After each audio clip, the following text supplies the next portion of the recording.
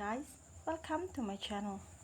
100% FDI allowed in insurance intermediaries, no more peekaboo.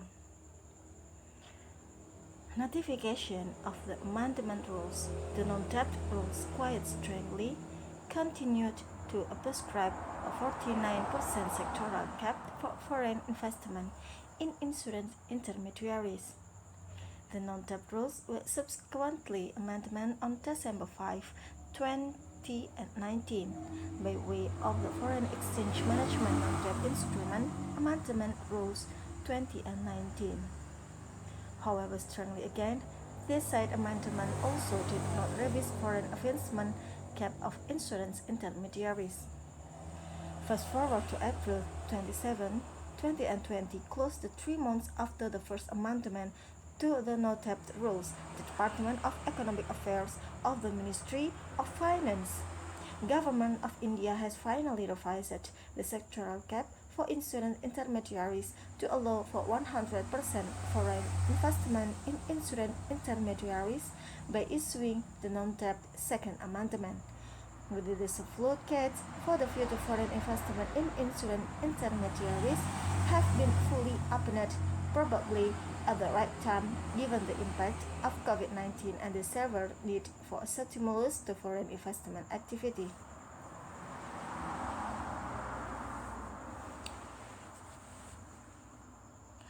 What is new in the non-debt rules second amendment? It is pertinent to mention that for the financial service sector, FAM and FDI policies seek to deter the sector regulators such as IRDAI and SEBI for prescribing foreign investment sectoral conditions for the constituent of the relevant sector. Hence, for insurance intermediaries PN1 and the non-debt rules second amendment gradually reiterate the requirements prescribed in the amendment rules on the IRDAI amendment regulation while maintaining some conditions that were historically there in the FDI policy on the erstwhile FEMR regulation, such as the clarification in relation to applicability of other sectoral norms to entities such as banks that were engaged in insurance intermediation as a secondary business.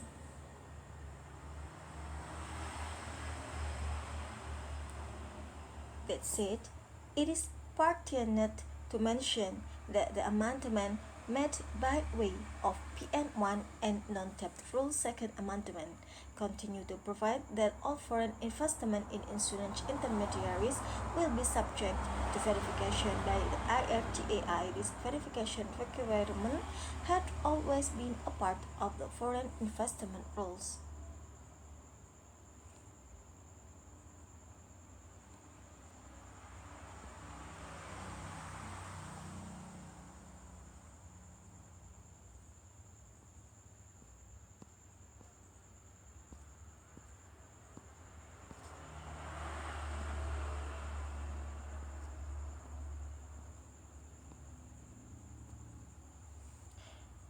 Erstwhile, FEMR regulations and the FDI policy did not seek to clarify the meaning of the term verification, whether the same qualified as a prior approval of the IRDAI for foreign investment or a simple notification to the IRDAI.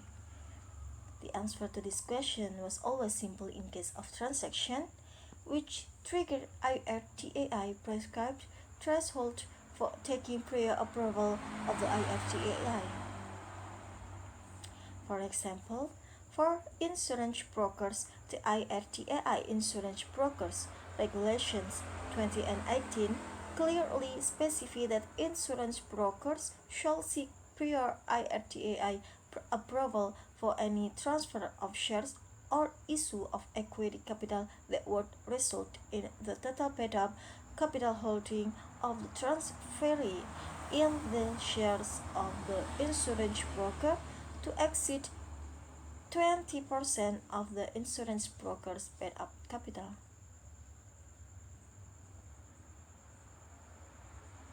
or the nominal value of the shares intended to be transferred by an individual or group constituents of a group or body corporate under the same management.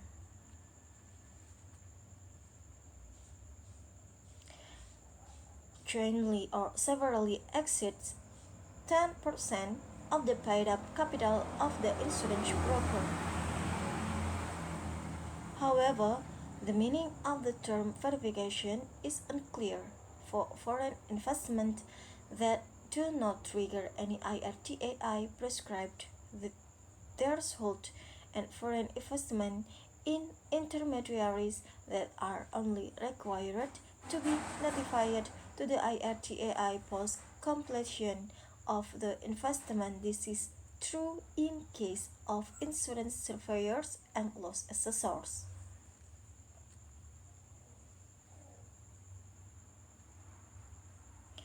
In all such cases, one may take a view that the reference to verification only seeks to cover transactions for which the IRTAI itself has prescribed a prior approval, and verification requirement will be redundant in case of investment for which IRTAI approval is otherwise not required under the applicable regulations.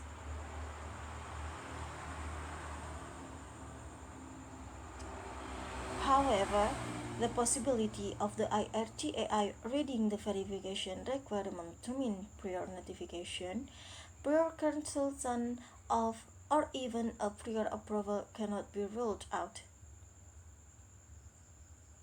in which case foreign investors will continue to remain subject to transactional uncertainty.